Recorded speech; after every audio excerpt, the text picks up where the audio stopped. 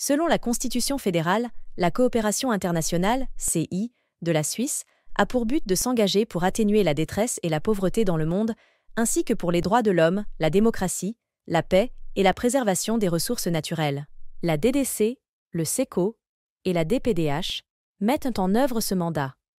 Pour ce faire, ils disposent de 3 instruments: l'aide humanitaire, la coopération au développement et la promotion de la paix. La stratégie actuelle de la CI touche à sa fin. Il est temps de dresser le bilan. Le Conseil fédéral a défini 4 objectifs pour 2021-2024. Lors de leur mise en œuvre, il convient de tenir compte des besoins de la population, des intérêts suisses et de la valeur ajoutée suisse. Des événements comme le Covid et les catastrophes naturelles, des bouleversements politiques comme en Afghanistan ou au Sahel, la guerre en Ukraine, la crise humanitaire au Soudan ou l'escalade du conflit au Proche-Orient, toutes ces crises ont fortement sollicité la CI. Elle a dû à chaque fois réagir rapidement. Rappelons-nous de l'envoi de matériel d'aide pour l'Ukraine ou du déploiement de la chaîne de sauvetage en Turquie. Parallèlement, elle a poursuivi ses objectifs à long terme. Regardons un exemple pour chacun des objectifs. Objectif 1. Développement économique. Dans les pays en développement, de nombreuses personnes ne trouvent pas de travail décent. La pandémie et la guerre en Ukraine ont encore aggravé la situation. Il fallait agir vite. Après le déclenchement de la pandémie, le SECO a, par exemple, soutenu des entreprises textiles d'Asie centrale, du Proche-Orient et d'Afrique du Nord à se tourner vers la production de masques. Il a réussi à maintenir 27 000 emplois et à en créer 3 000 nouveaux. Objectif 2. Environnement.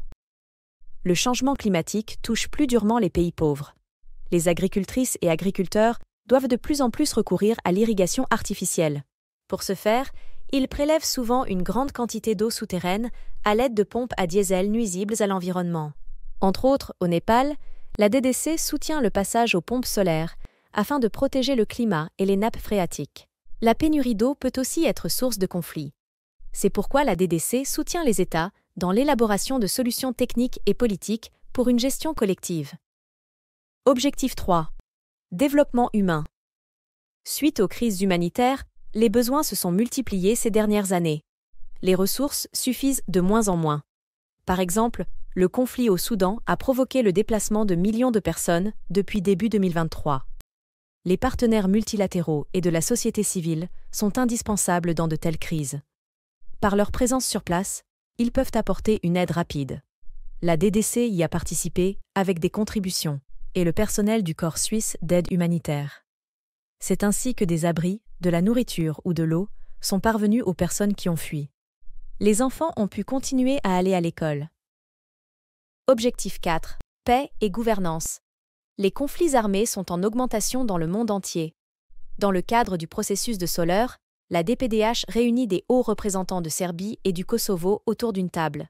Elle contribue ainsi à instaurer la confiance, le dialogue et des solutions concrètes. La DPDH encourage le travail sur le passé, afin de rendre possible un avenir commun. En Europe de l'Est ou en Mongolie, la CI a également soutenu les parlements nationaux afin d'optimiser les processus parlementaires et de renforcer la communication avec la population. Les problèmes globaux exigent des solutions globales. La CI collabore donc avec des partenaires multilatéraux, tels que les banques de développement et l'ONU, la société civile et le secteur privé.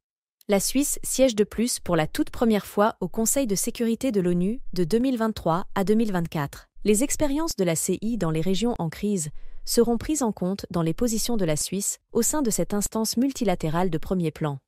Les 4 objectifs de la stratégie de la CI ont fait leurs preuves, même en période de crise. C'est pourquoi ils continueront de constituer la base du travail de la CI à l'avenir. Une CI capable de s'adapter reste importante, car elle est un investissement dans l'avenir de la Suisse et du monde.